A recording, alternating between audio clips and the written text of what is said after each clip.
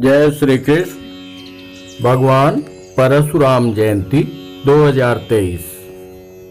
भगवान परशुराम जयंती कब है आओ जानते हैं। चारों युगों में प्रकट एकमात्र विष्णु भगवान के 6वें अवतार के बारे में रोचक कथा, तिथि, शुभ मुहूर्त व महत्व। सर्वप्रथम भगवान परशुराम प्रणाम प्रार्थना करते हैं। तप शक्ति ज्ञान और न्याय के प्रतीक भगवान परशुराम की कृपा व आशीर्वाद हम सबको प्राप्त होवे। प्रभु हम सभी पर प्रसन्न होकर सुखी और स्वस्थ जीवन का आशीर्वाद दें। भगवान परशुराम के अवतरण दिवस की बहुत बहुत बधाई व शुभकामनाएं। हिंदू पंचांग के अनुसार वैशाख शुक्ल की तृतीया तिथि को अक्षय तृतीया कहते हैं। इसे भगवान परशुराम के जन्म जयंती के रूप में भी मनाया जाता है। इसी दिन भगवान परशुराम का प्राकट्य हुआ था। हिंदू शास्त्रों के अनुसार उन्हें भगवान विष्णु का 6ठा अवतार माना जाता है। परशुराम जी के पिता का नाम जमदग्नि और माता का नाम रेणुका था। ब्राह्मण कुल में जन्म होने के कारण तप त्याग ज्ञान में श्रेष्ठ एवं युद्ध पराक्रम शक्ति व अस्त्र शस्त्र के पूर्ण ज्ञाता माना जाता है। माता पिता के आज्ञाकारी पुत्र थे। इसके बावजूद पिता के कहने पर अपनी माता का सर धड़ से अलग कर दिया था। भगवान परशुराम ने अपनी माता का सिर क्यों काट दिया? पौराणिक कथाओं के अनुसार भगवान परशुराम माता रेणुका और पिता ऋषि जमदग्नि की चौथी संतान थे। वे आज्ञाकारी होने के साथ और भाइयों से अलग उग्र स्वभाव के थे। पिताजी द्वारा बार बार कहने पर उन्होंने अपनी माता का सर काट दिया था। यह देखकर ऋषि जमदग्नि बहुत प्रसन्न हुए और प्रसन्न होकर भगवान परशुराम से बोले, पुत्र मैं तुम्हारे पिता भक्ति से अत्यंत प्रसन्न हूं। अब तुम जो चाहो वरदान मांग लो।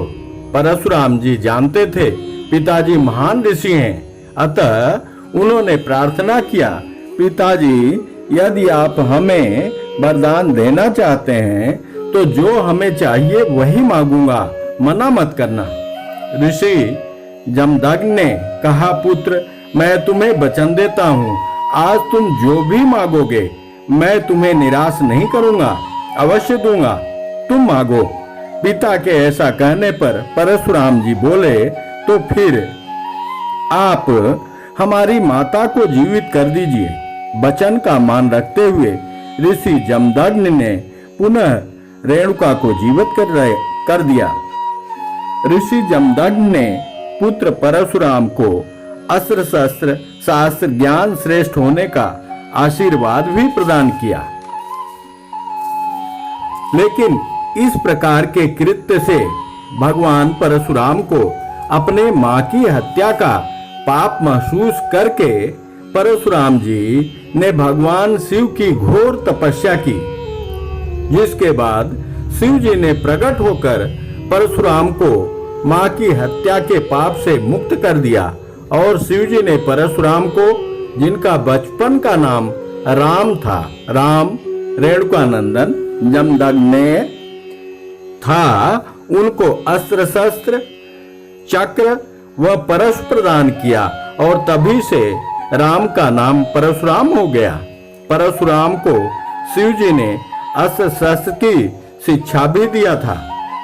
शास्त्रों के अनुसार जब धरती पर क्षत्रियों का अत्याचार बढ़ गया था, वे अभिमानी होकर अपने बाहुबल पर एक दूसरे को मारने लग गए थे। सुरा सुंदरी के वशीभूत हो उनका जो प्रिय लगता था उसको मारकर हड़पने लग गए थे और जरा सा अप्रिय होने पर मृत्यु दंड देने लग गए थे। इस उनके कुकृत्य से दुखी होकर भगवान परशुराम ने 21 बार उन छयों को अपने फरसे से वध किया था और उन राजाओं द्वारा छीनी गई संपत्ति जिसकी थी उसको दान किया था। परशुराम जी के पूजा का महत्व। भगवान परशुराम की पूजा करने से व्यक्ति का भय दूर होता है, साथ ही आत्मविश्वास बढ़ता है। धार्मिक मान्यताओं के अनुसार परशुराम जी विष्णु के एकमात्र अवतार हैं जो आज भी धरती पर जीवित हैं। भगवान परशुराम की पूजा करने वाला दीर्घायु होता है। दक्षिण भारत में उडुपी के पास परशुराम जी का एक बड़ा मंदिर है। कल की पुराण के अनुसार कलयुग में जब भगवान विष्णु 10वें अवतार कल की भगवान के रूप में अवतार लेंगे तो केवल परशुराम ही उन्हें शस्त्रों में पारंगत बनाएंगे। भगवान राम जी से मिलने के उपरांत श्री कृष्ण को परशुराम जी ने चक्र सुदर्शन प्रदान किया था। भगवान परशुराम को योग, वेद, शास्त्र, पुराण, नीति के साथ ब्रह्मास्त्रों सहित अनेक दिव्य अस्त्रों पर पूर्ण अधिकार प्राप्त था। उनके शिष्यों में प्रमुखतः भीष्म, द्रोणाचार्य व कर्ण का नाम आता है। चारों युगों में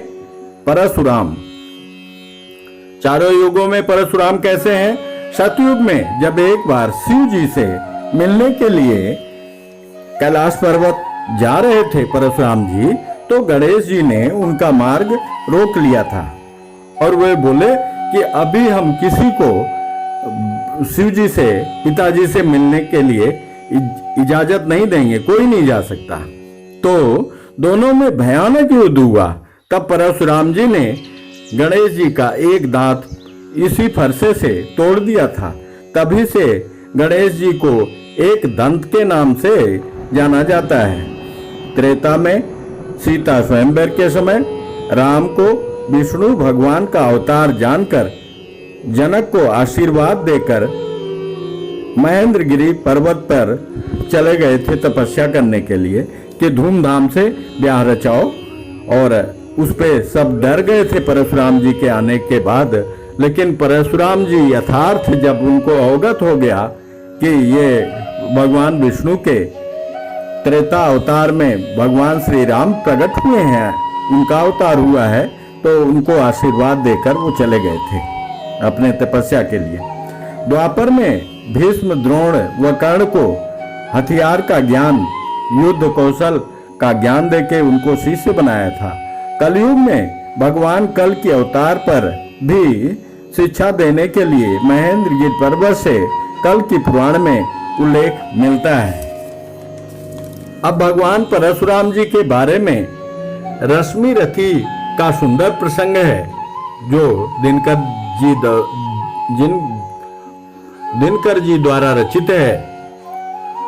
हवन अग्नि बुझ चुकी, गंध से वायु अभी परमाती है, भीनी भीनी महक प्राण में मादकता पहुंचाती है। सुंदर दृश्य है कि कौन है ऐसा कि हवन अग्नि बुझ गई है और सुंदर सुंदर सुगंध आ रहा है। यही नहीं, धूम धूम चर्चित लगते हैं तरु के श्याम छदन कैसे, झपक रहे हों शिश के अलसित कजरारे लोचन जैसे। अजिन दर्भ पालाश कमंडल एक और तप के साधन, मृगछाला कमंडल पालाश जो जपमाला ये सब था एक और है टगे धनुष तुड़ीर तीर बरछे भीषण। चमक रहा तृणकुटी द्वार पर एक परशु आभाशाली, लौह दंड पर जड़ित पड़ा हो मानो अर्ध अंशुमाली। श्रद्धा बढ़ती अजिन दर्भ पर जो कमंडल, मृगछाला और जपमाला इत्यादि पे श्रद्धा बढ़ती है कि कोई मुनि का आश्रम है, परंतु परशु देख मन डरता है। इतना भीषण फरसा टंगा हुआ है एक तरफ। युद्ध शिविर या तपोभूमि यह समझ नहीं कुछ पड़ता है। हवन कुंड जिसका यह जिसका यही हवन कुंड है, जो पूजा करने वाला है, हवन कुंड जिसका यह, उसके ही क्या है यह धनुष कुठार? जिस मुनि की यह सुआ, उसी की कैसे हो सकती तलवार? तब से मनुज दिव्य बनता है, खट विकार से लड़ता है, तन की समर भूमि में लेकिन काम खड्ग ही करता है। तब से मनुष्य दिव्य बनता है और अपने विकारों से तो लड़ सकता है, परंतु यदि कोई मारने आ जाए, समर का मैदान हो, तो तलवार ही काम करता है। किंतु कौन नर तपोनिष्ठ है यहाँ धनुष धरने वाला? कौन है ऐसा? कोई नहीं है कि जो तपोनिष्ठ हो और धनुष भी धरने वाला हो। युद्ध वीरता में जो निपुण हो वो एक ही है, किंतु कौन नर तपोनिष्ठ है यहाँ धनुष धरने वाला? एक साथ ज्ञानाग्नि और अस की पूजा करने वाला।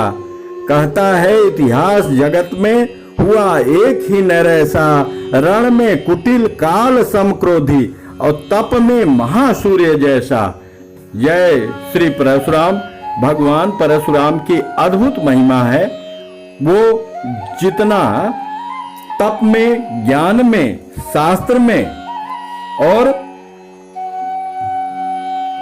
जो तपस्या में जितना पकड़ था, उससे कहीं ज्यादा युद्ध कौशल में, पराक्रम में, अस्त्र शस्त्रों का ज्ञान था। इसीलिए इस धरती पे परशुराम जी जैसा और कोई नहीं है। बस परशुराम जी जैसा परशुराम जी हैं। भगवान परशुराम जी के चरणों में बारंबार प्रणाम। उनका आशीर्वाद सभी को प्राप्त हो। जय श्री परशुराम। जय भगवान परशुराम की जय हो।